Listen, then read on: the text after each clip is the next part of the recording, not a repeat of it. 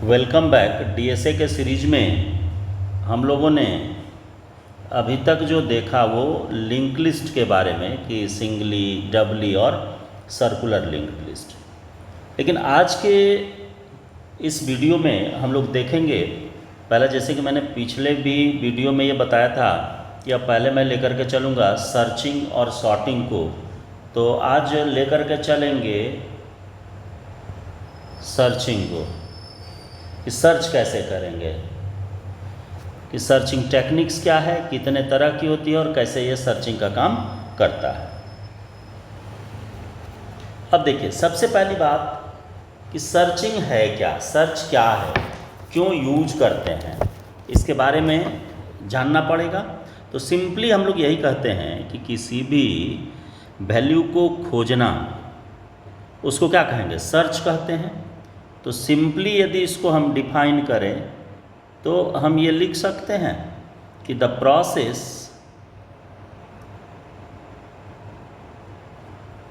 Of locating target data is called या is known as searching.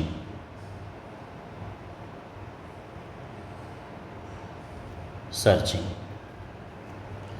तो ये searching जब भी हम करेंगे या सर्च करेंगे तो किसी न किसी की फील्ड के बेस पर करेंगे। जैसे स्टूडेंट के रिकॉर्ड को सर्च करते हैं तो रोल नंबर के बेस पर करेंगे, नेम के बेस पर करेंगे तो सेम ही नेम से बहुत सारे स्टूडेंट मिल सकते हैं।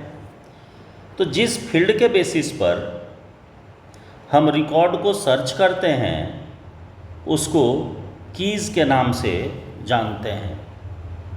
यानी कि इसमें यदि हम ऐड करें उसको तो ये कह सकते हैं कि the field which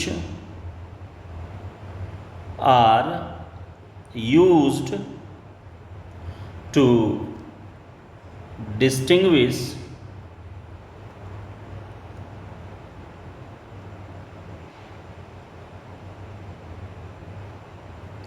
records are known as की। यानी कि उसको हम क्या कहेंगे, की कहेंगे। अब देखिए, अब ये की जिसको कि हम सर्च करते हैं वो की कहलाया। अब मान लीजिए कि यूनिकली जो रिप्रेजेंट करते हैं, यानी कि कोई की उस रिकॉर्ड को यूनिकली आइडेंटिफाई करे तो उसको क्या कहेंगे, प्राइमरी की कहते हैं। If the key is uniquely या unique and if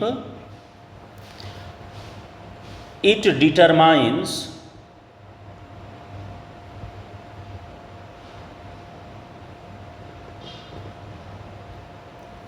a record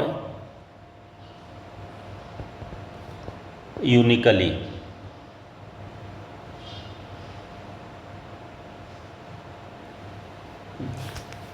it is called क्या, primary key. it is called primary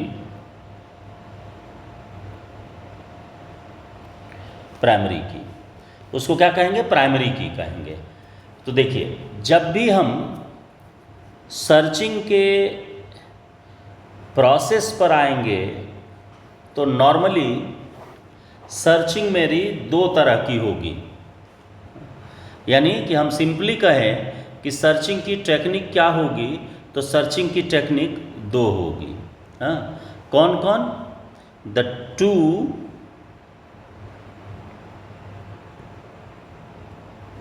basic search techniques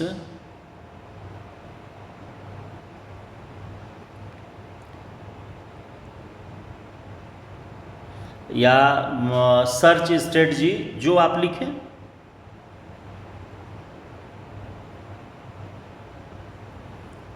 techniques are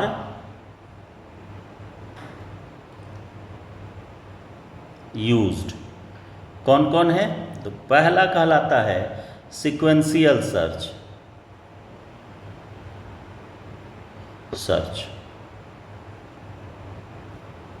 और दूसरा कहलाता है आपको बाइनरी सर्च। तो देखिए, सीक्वेंशियल सर्च और बाइनरी सर्च दोनों में डिफरेंस क्या होगा कि सीक्वेंशियल सर्च एक लगातार क्रम में आपका डेटा पड़ा हुआ है और ये शुरू से लेकर के अंत तक खोजने का काम करेगा। पहले इस पर आएगा, इसमें नहीं मिला तो अगले पर जाएगा, अगले में नहीं मिला तो उसके अगले पर जाएगा, उसके अगले पर जाएगा, इस तरीके से ये खोजता है।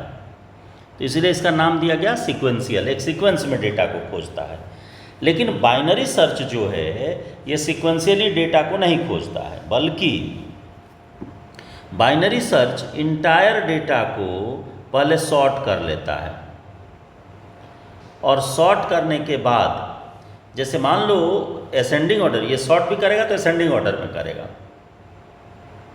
2 3 4 5 6 7 8 9 10, मान लो इसी तरह से वैल्यू आपका। तो ये मिड पॉइंट निकालता है, यानी कि मिडिल निकालेगा। तो मिडिल कैसे निकलेगा? तो स्टार्टिंग अब प्लस एंडिंग इंडेक्स को ऐड करके उसको 2 से भाग दे देता है, तो मिडिल निकल जाएगा। मिडिल से कंपेयर करेगा वैल्यू को, तो जैसे ही कंपेयर करेगा तो यदि वैल्यू छोटा मिला तो लेफ्ट बढ़ेगा और बड़ा मिला तो राइट बढ़ जाएगा। यानी अब स्टार्टिंग पोजीशन इसके अगले को मान लेता है और इधर से एंडिंग पोजीशन इसके अगले को मान लेता है। और इसी टेक्निक पर जब ये काम करता है तो इसको कम से कम समय में इसका डेटा अचीव हो जाएगा, यानी कि जिसको सर्च कर रहे हैं वो आसानी से मिल जाएगा। तो यानी यहाँ पर हमको दोनों चीज़ देखना होगा कि टाइम कॉम्प्लेक्सिटी को भी मैनेज करना है। तो अब आगे चलते हैं लेकर के कि सबसे पहले sequential search.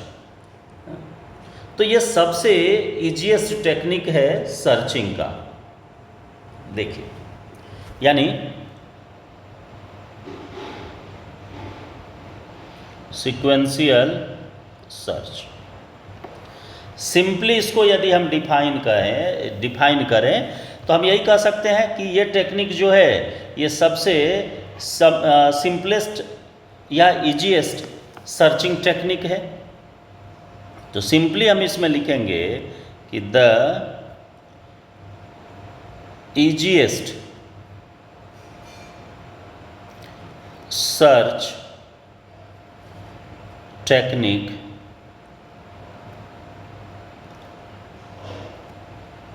is a sequential search. यानी कि जो सबसे आसान टेक्निक है वो कौन है? सीक्वेंशियल सर्च है। तो इसको हम तब यूज करेंगे कि ऑर्डर हमको कोई पता नहीं हो एलिमेंट का, कब कहाँ है, यानी सॉर्टिंग का कहीं कोई कंसेप्ट यदि नहीं है तब वहाँ पर हम इसको यूज कर सकते हैं। यानी कि यदि इसको हम आगे लेकर के चले तो हम यही लिख सकते हैं कि this is a technique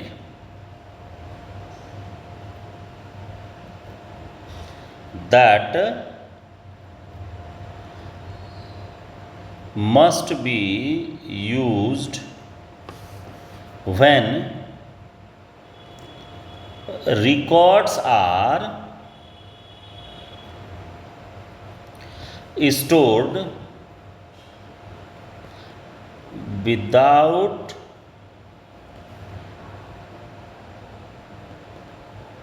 consideration, बिना किसी सीक्वेंस के या बिना किसी माने बेतरतीब ढंग से, जिसको कहते हैं simply consideration given to order, या सिंपली हम ये कहें कि मीडियम टाइप के स्टोरेज में हम इसको यूज कर सकते हैं जहाँ की डेटा का कोई सीक्वेंस पता नहीं हो।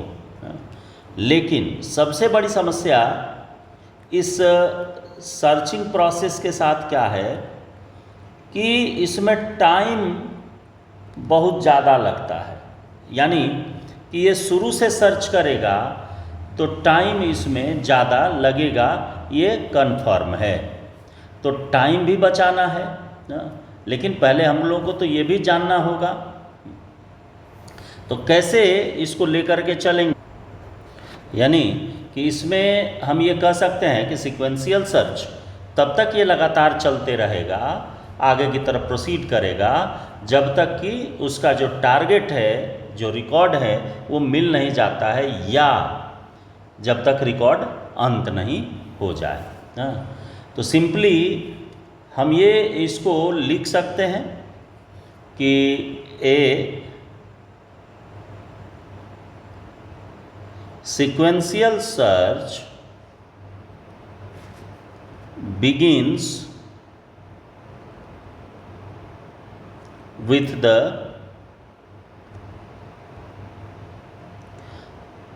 first available record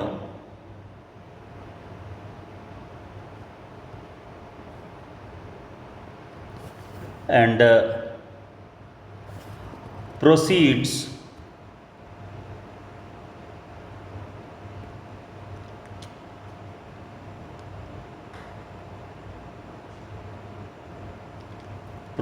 to the next available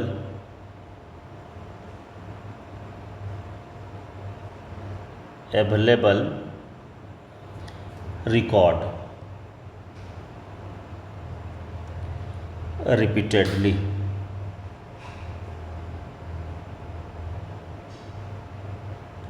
बार बार दोहराने वाला, until कब तक, we find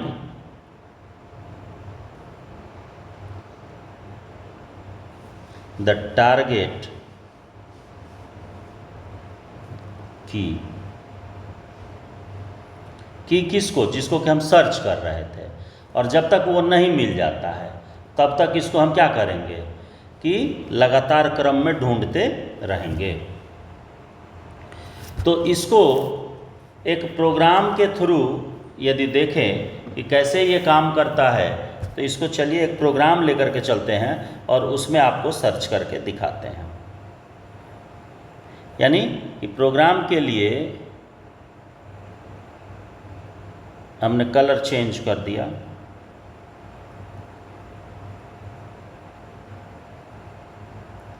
stdio.h void main, और यहाँ पर आप एक एरे ले लीजिए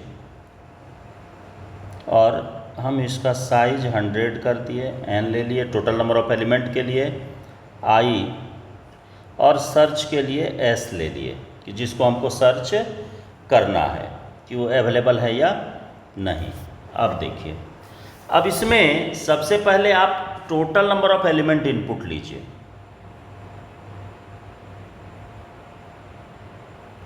enter total number of element,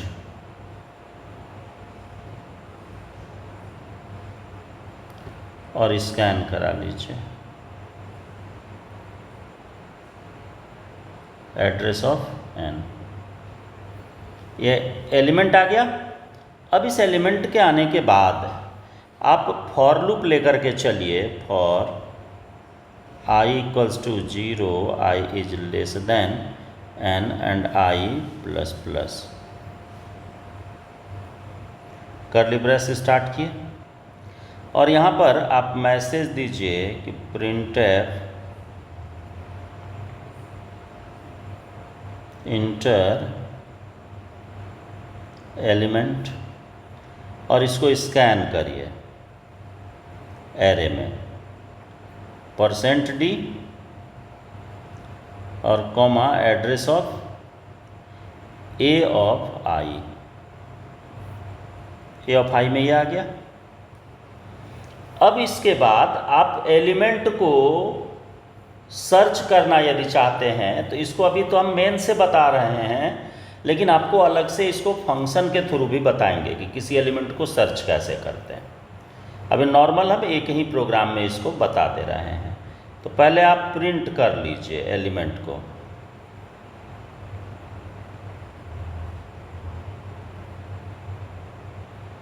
elements are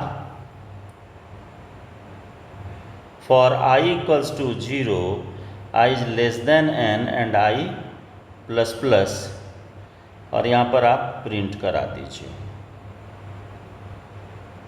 %d और a ऑफ i, इसको प्रिंट कर दिए। प्रिंट करने के बाद अब आप इनपुट मांगिए कि किस चीज़ को खोजना है। तो printf इंटर सर्च एलिमेंट,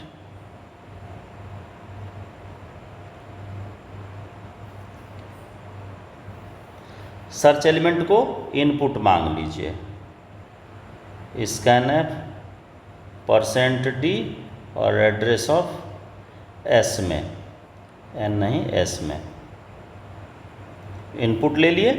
अब यहाँ लूप लगाइए for i equals to 0, i is less than n and i plus plus. अब देखिए इस जगह आपको चेक करना है इसके बॉडी में आकर के कि जिसको सर्च में लाए हैं s या a ऑफ i